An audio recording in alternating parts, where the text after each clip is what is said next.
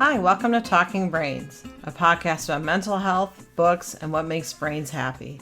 I'm your host, Dr. Stephanie Sarkis. Hello, everyone, and welcome to another episode of Talking Brains. This is Dr. Stephanie Sarkis, and quite a bit has happened since we last chatted. We now have a pandemic of coronavirus, COVID-19, and a lot of us are on a 2-week lockdown, or we're choosing to have social distance. So I'm going to talk to you a little bit about how to effectively parent during coronavirus, because I know a lot of you have kids that are out for 2 weeks for school, and on top of the anxiety you're already feeling, you may be experiencing some questions that you're not sure how to answer from your kids, so we're going to go through all of that. So if you could hit subscribe and also give us a 5-star rating, that's appreciated. So I also have this content in a written form on the Psychology Today blog as well, and I'll put it on the stephaniesarkis.com blog too. So as a parent, you're probably feeling a variety of emotions right now due to coronavirus or the COVID-19 pandemic. You may be feeling anxiety, fear, anger, a feeling of burnout, confusion, and just an overwhelming sense of chaos. We're dealing with something we've never dealt with before in our lifetimes for a lot of us. On top of that, your kid's school has just been canceled for 2 weeks, and you may have been asked to work from home, or maybe you need to continue your job while your kids are out of school. On top of that, you want to make sure that you and your kids stay healthy and safe. So it's a lot to handle at once. So I'm going to talk to you a little bit about what works with kids when you're talking to them about a crisis like a pandemic. So my background is I'm American Mental Health Counselors Association clinical specialist in child and adolescent counseling, and I've had over 20 years of experience working in counseling kids and parents. So I've worked with kids and parents who have been through natural disasters, war, domestic violence, terrorism, chronic illness, and other crises. So I'm going to tell you a little bit about what helps when talking with kids. And this is geared a little bit towards younger kids, but I think a lot of it applies to teenagers. Even though I've raised a teenager, I know that they feel like they know everything anyway. but this might help even if you have older kids. So I'm going to talk to you a little bit about what can help your kids through this and also what can help you. So first, ask your kids what questions they have, because as parents, we tend to over-explain. So the old joke goes that a kid says, where did I come from? And you get into this big discussion about the birds and the bees and get all this detail. And the kid's like, no, I just want to know what city I was born in. So a lot of kids just want to know just basic stuff. And we tend to answer in the way that we would like things explained to us. So a simple way of asking your kid is, I know there are a lot of changes going on right now and you might have some questions. What would you like to know? I might not have some of the answers, but I'll certainly try. And if you say that, you're prefacing it with saying, I may not know the answers, but boy, I'm really going to try and get those answers for you. So it lets kids know that I'm not perfect. I may not have the right answer, but we'll figure it out. So also, it's better to admit that you don't know the answer to a question rather than just make one up. Because guaranteed they're going to find the answer and come back to you and go, I found this instead. And then that starts a good discussion, but also it's okay to say, I don't know. It's good. It's okay for your kids to know that you're fallible and that you're human and that you don't always have the answers.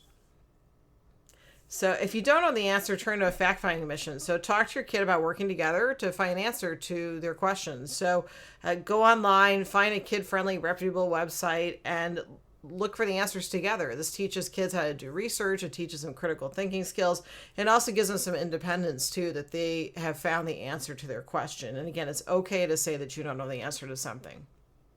So also allow yourself to make mistakes. So there's no way to be a perfect parent, but there are a million ways to be a great parent. And again, a lot of us have never experienced a pandemic before, so we're kind of making things up as we go along. So allow yourselves the freedom to make mistakes. So in a moment of panic, if you make up the answer to something, later just research the answer and let your kid know that your answer wasn't quite the right answer.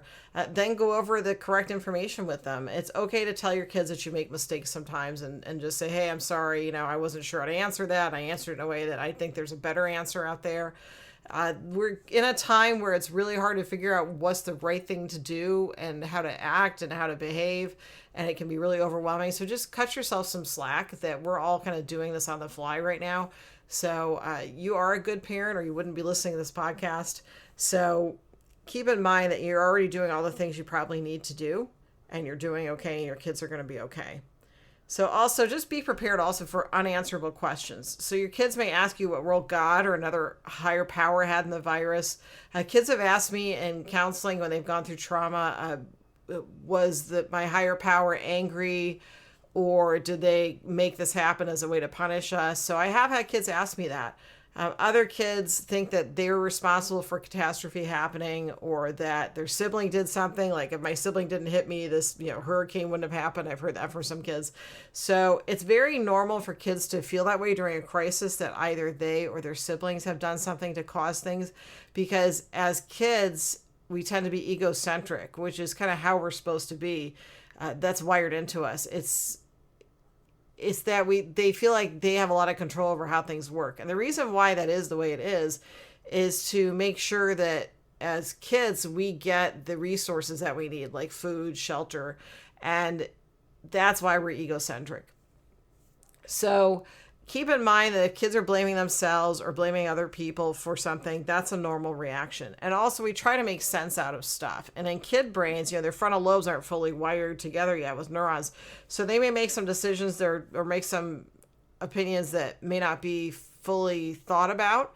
And that's completely normal.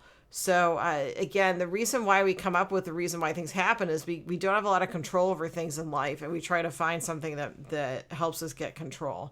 So it's okay to answer "I don't know" to your kids when you don't know the answer to a question. If it's a spiritual question, it may be helpful to talk with your clergy about the best way to answer. Also, consider telling your kid that sometimes things just happen, and you're going to do your best to protect them. And we'll talk also about when kids are feeling, they want an answer that you're going to be able to protect them 100%. We'll talk about how to deal with that.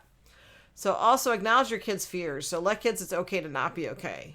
Tell them it's okay to have a lot of different feelings at once. I have a feeling wheel and also a feeling chart where I have pictures of little cartoon faces and expressions, and it has the name of the feeling under them. And so I think that helps when you talk to kids about what emotions they're feeling. And again, if we come from the perspective of you can feel more than one thing at a time, I think that's really helpful. So also for really little guys, I recommend drawing 3 faces on a piece of paper: a smiley face but with a straight mouth, like the emoji with the straight mouth, and then also a smiley face but with a frown instead. And you can just ask the kids which one they're feeling like today, and you can even have them point to it or circle it. And I think it's a great way to start talking about feelings, and also it kind of helps you keep track of how your kids are doing from day to day. So let your kids know that feeling sad, angry, and afraid right now are very normal feelings to have, and talk about how these feelings can come and go depending on what's happening that day. And if your kids ask you if you feel scared yourself, it's okay to be honest and say sometimes, but here's how I'm helping myself deal with that.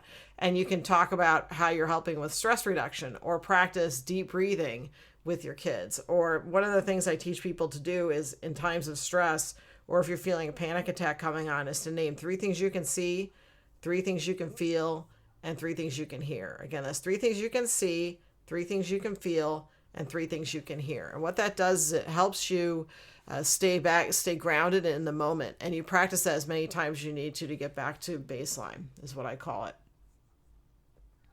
So also just spend time with your kids. During the pandemic, your kids are most likely just to want to spend time with you, and not even talk about stuff, but just know that you're present.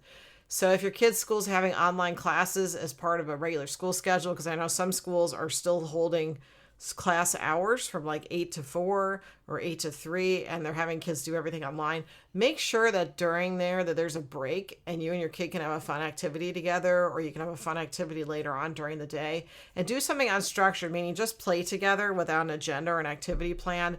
Kids really just need to be able to act out their stuff. They tend to do that through play. They work through their issues and their stress.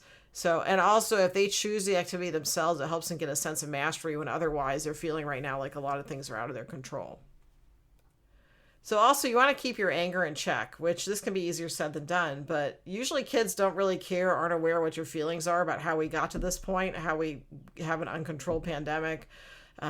And they may have heard you talking to your partner or spouse or to friends about your frustrations. And you have every right to be angry and even enraged that we weren't protected weeks ago when warning signs first emerged. We should have never gotten to this point. And I think that's a realistic feeling to have, is feelings of anger about that. But chances are your kids aren't aware of the decisions that were made and not made on a federal level that led to this. You may be wondering how you're going to make ends meet this month. I know a lot of people are concerned about that, especially when your workplaces have shut down. So, but I'm going to be really clear about this, that keep that in check when talking with your kids. So you may not be able to do the same things with your kids as you used to do because money is really tight this month or next month. And there's a big difference between calmly saying we won't be able to get that toy this month or saying we're running out of money. So running out of money is an adult situation that kids don't need to know about. They're already feeling stressed, and you are too, but so don't involve them in situations that have nothing to do with them. And above all, never link your child's existence or needs to your lack of money. So if you say something like, oh, you kids are so expensive, or if it wasn't for your school, we would be able to afford blah, blah, blah. And make sure you never say that to your kid, because your kid's already stressed out right now. And I know you're stressed too, but really keep that anger in check. And if you're feeling a sense of anger or feeling a real sense of powerlessness, talk to someone about it. Talk to your friends, talk to your family, meaning not your kids. And don't have your kids in earshot. And also, a lot of mental health counselors, including myself, are doing online counseling for the next couple of weeks at least. So talk with someone about that and try to not get your kid involved in that. I know that's hard to kind of, you don't want to hide it, but you also want to make sure that you've got that under control. So also be truthful about your ability to protect your kids. So kids inherently feel that you'll always be there to protect them. When that worldview is shattered, such as when a parent dies, it can throw kids into total chaos. So if your kids ask you if you can stop them from getting sick, let them know you're doing everything in your power to make sure that they stay healthy. Then talk about all the things you're doing together as a family at home, such as washing hands thoroughly and wiping down surfaces. And if you have to go to work during this time, let them know that you are not shaking hands with anyone and you're keeping your hands away from your face and whatever else you're doing. Tell them that you'll do whatever in your power to help them stay healthy. But sometimes people get sick, and that's no one's fault. And let them know that most people that get COVID-19, and that's the illness that's as a result of this type of coronavirus, they'll have something similar to the cold or flu, and they'll recover pretty much just fine. That's about, I think the latest statistic, about 88% of people are going to have either no symptoms, be asymptomatic, or they are going to have just a regular cold or flu. So remind them of a time that they had a cold or flu so they have an accurate idea what that's like in their minds. And also let them know that scientists are working hard to find the solution to this virus. And also that kids are tending to either be asymptomatic or when they get the virus, they're healing rather quickly from it, thank goodness. So, but if you do have a kid with risk factors such as having asthma, which I have asthma, so people with lung diseases like asthma or weakened immune systems are at higher risk from coronavirus or COVID-19. So if you do have a kid that does have risk factors, let them know that you're taking extra precautions to limit their exposure to the virus. And also talk with them more about how you're working to protect them and what they can do to help protect themselves too. Make sure you're in charge of your child taking their medicine and watch them take it. So this is not the time to have your kid be in charge of their medicine because if your kid knows that having a compromised immune system may make them sick, they may stop taking the medication that, like a corticosteroid that weakens their immune system, because logically kids think, well, if I'm getting sick from my immune system being compromised, then I need to stop the medicine that compromises my immune system. So you have to be really careful about that. The kids will sometimes try to stop their medicine. And again, just because they get scared, which I think is a really normal feeling to have. So again, don't have your kids be in charge of your medicine. And also, if your kid's been aware of their medical issue for some time, he or she probably already is well aware of the precautions they need to take. But again, make sure that they are taking their medication as directed. And if you have a question about your child's immune system, call your doctor, call your child's prescriber and ask them about how the medication is going to impact them and any extra precautions you can take. Also, answer a question about separation anxiety. So eventually school will be back in session, and most likely before the threat of COVID-19 is gone. The peak of the infection is thought to be likely in June or July. We're going to have a couple waves of this. So right now, the reason why we're in quarantine or self-quarantine for 2 weeks is that we're trying to not have it peak so that so many people are sick at the same time. So we want to what's called flatten the curve of the disease or virus. So your kid, when school gets back in the swing, may be afraid to be away from you. This is a very normal feeling to have. You may also not want to be away from your kid, and that's a normal feeling for a parent to have. So just keep in mind if you're having those feelings, and talk to your friends or a mental health counselor if you're experiencing a real sense of dread at your kids going back to school. And also talk with the school about precautions that they are taking when school's back in session. Just really get educated about what they're doing to make sure that kids are staying healthy. So if you have to work during the pandemic, your kids will naturally be concerned if you're going to get sick. Some kids will wonder if you're going to be coming home because they may have seen stuff on the news. So tell them the precautions you're taking at work, especially if you're in the medical field, and let them know that a lot of parents are working to help people feel better, and quite a few of them have been okay from this. So also continue social contact through video for your kids. So your kids may ask when they can see their friends again. Tell them that they can, just in a different way for a while. So the beauty of living in this day and age is that we have easy access to playmates and friends through online video. You can set up a play date where you and your child or another child engage in parallel play. And that's where your kids play separately but in the same space, or in this case, I'm sharing a screen. It's a stage of developmental process to do parallel play before we do interactive play. So the good news is your kids are learning a new way to interact. And many kids are already communicating over the internet or playing games with their friends online. So they may adapt quicker than you expect. Also, turn off the news when your kids are home. It's important for us to keep up to date, and the news is a lot of information, though, that kids don't need to know.